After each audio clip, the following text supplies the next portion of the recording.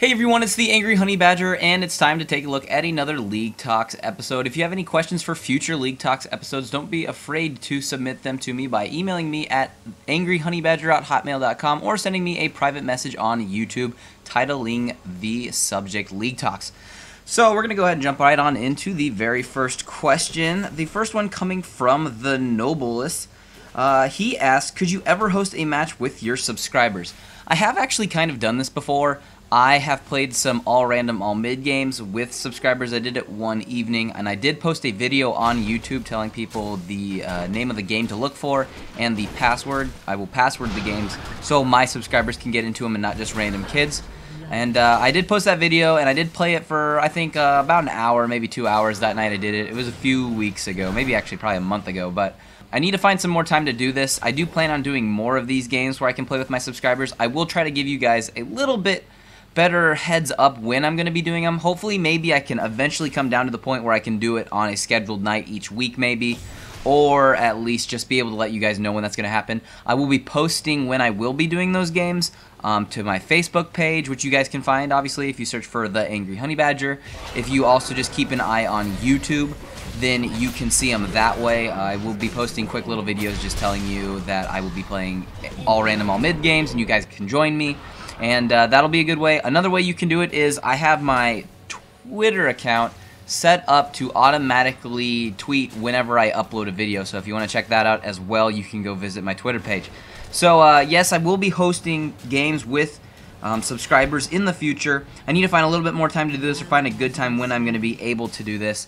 And then another thing that I'm going to try to work for this, since I obviously can't get everybody in those games that wants to play, I'll have probably more than, I'll have 9 slots open for people to play. I'm going to hopefully try to stream these in the future. I'm going to try to upgrade my internet by switching to a new provider in my area. So hopefully in the future I will be able to start streaming a little bit too, but right now my internet can't really stream. I don't have quite the capability on the upload side to do that.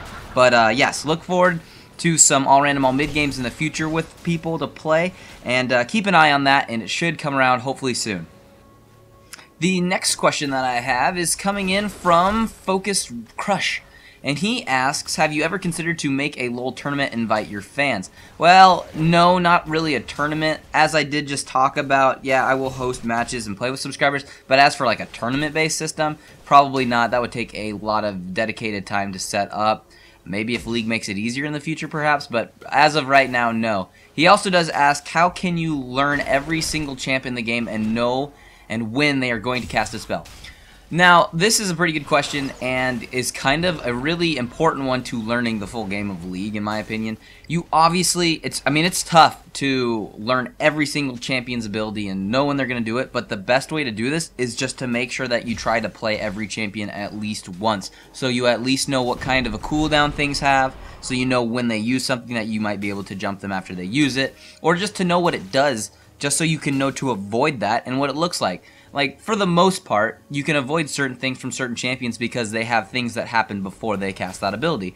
For example, Caitlyn, whenever she shoots her Piltover, she lines up her stance, and then she shoots it. You can kind of see her pre-line up her stance if you keep an eye on her, so that's just something to look forward to. Now, there's some things from some champions you can't really tell when they're going to do it, but you might know they're going to do it based off of just the way they're walking around, such as Annie. Annie kind of keeps her distance for the most part, but if she starts to run up towards the minions to get up closer to you, chances are she's going to use an ability on you, so you need to just be careful about that. But for the most part, to learn every champion, it's really not easy. I can honestly say I don't know how to play every single champion perfectly in any manner. I think there's probably still a few champions I've never played, just because there's over 100 champions in the game, and I get kind of stuck in playing certain ones, and I try to diversify and play multiple champions. But if not, if anything, I'll go watch a video about that champion, maybe, or at least read their abilities on League of Legends website, just to see what they have, if I don't already know. So this is a good way to learn some of the newer champions, or at least make sure you watch the League of Legends champion spotlights when they come out with new champions. So that's a good way to learn it too. And also go back and watch some of their older champion spotlights. You can just learn them really well. I mean, Freak and Riot do a good job at kind of giving you an intro to a new champion that comes out. Now, their recommended builds that they give out, I don't think they're bad by any means or anything, but, they're kind of generic, and people will find new ways, to find other things to do. They're just designing the champion, trying to make sure that they're fair. For the most part, yeah, learning every champ in the game, it's not easy, but all I can say is when they're free on the free weeks, try to play them at least once if you've never played them before, especially if it's somebody you struggle against, because that will help you learn a lot quickly. Next question that I'm going to discuss today comes from the Big Blue Smurf. He has a question. He's asking, I've been trying to find good supports for our ranked team. My only problem is I hate not being able to do any damage. Who is your favorite support, and what may be some good ones to try?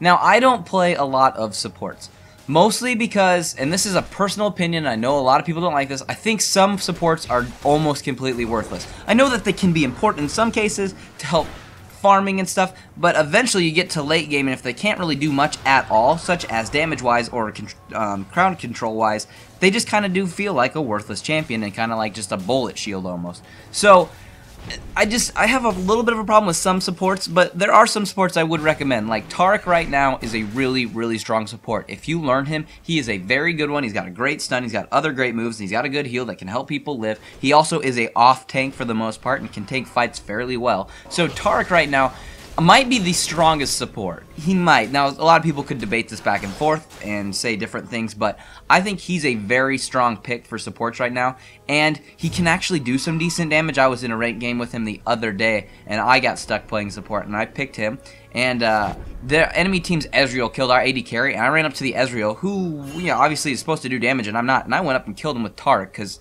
you can do it correctly. He does do damage, and he does support fairly well. So I think Taric is a really, really strong support right now.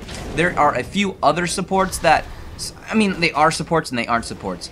For instance, the game that's playing in the background, which is me playing as Nunu support. Nunu I like as a support champion because he's kind of tanky. He also can do massive damage because of his AP ratios being ridiculous, and his ultimate always does tons of damage, whether or not you can fully get it off. So I like Nunu support too because he's got the awesome slow, which is up all the time.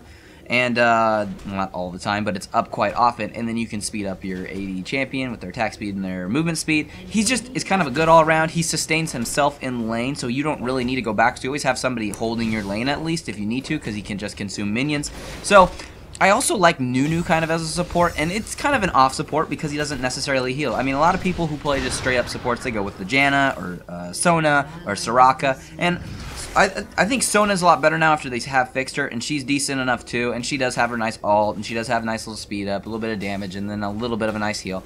But she just feels like she falls off late game, especially if you can't land your ultimate. So there's just, I have a few little issues. Soraka has massive heals for one champion and the global heal for the rest of her team in a silence, but after that, I mean, cool. You use all that in the first second of a team fight, and you're done.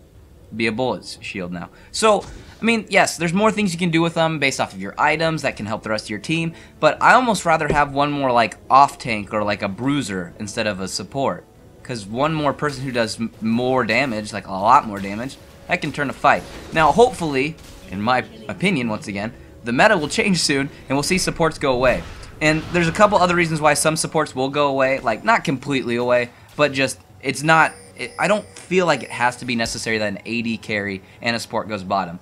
And this has kind of changed overall. If you go back to some of my older build videos, you can see, like, I think for my Shyvana build, I'm in bottom lane as Shyvana, and I think I have Fizz with me or something. Like, it's like something that doesn't make sense now. Like, you would never see that bottom nowadays in, like, a little bit, like, level 30 play or ranked play. That just won't happen because you won't see that. But that totally did work, and it still does work if you play it right. I did it the other day with somebody. We went Wukong and Volibear bottom. You can't kill those two if you're an AD carrying a support. There's too much damage that they can do, and they have too much life. You can't kill them fast enough. And we just completely rolled over that team. So, I mean, the meta doesn't have to be AD carry bot and support bot. You can run other things, and one of them can play a little bit more supporty while the other one farms, but it doesn't have to be a dedicated support champion. Now, I know Volibear can sometimes be a support champion, but for the most part, if you've watched my Volibear build, I build him as damage and just destroy people with him, which is what happened in that game, going legendary in like 10 minutes. So,